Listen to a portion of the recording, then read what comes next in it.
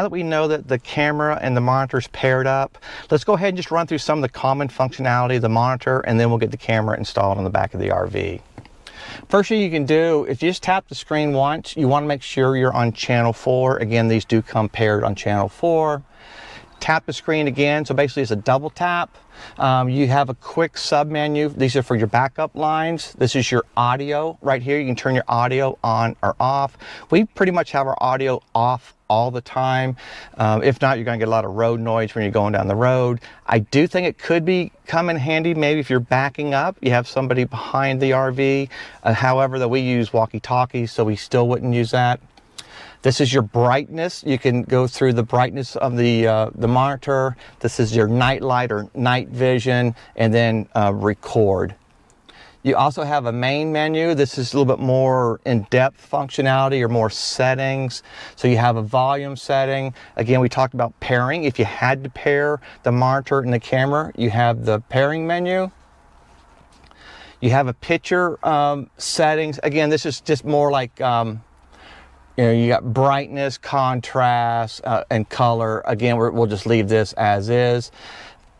There's a mirror option, and this is something we did have to switch to.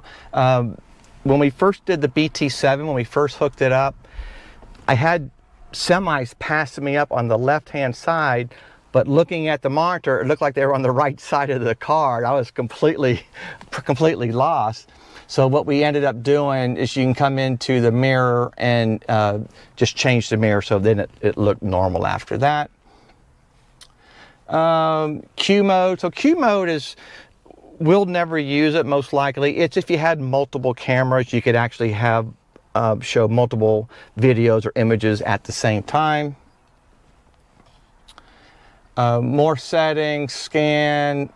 This is your parking line. You can adjust this, in and out, narrow, up and down.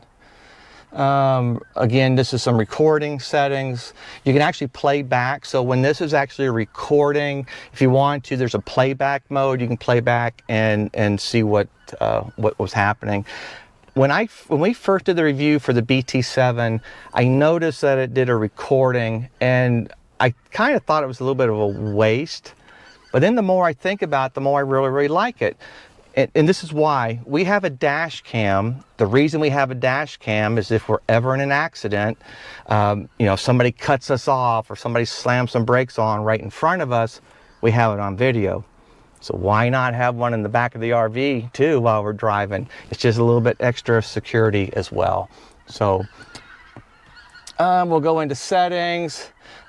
Trigger, you have a trigger mode. This is if you had, you can set up cameras for like your left turn signal or right turn signal. You would use that. You can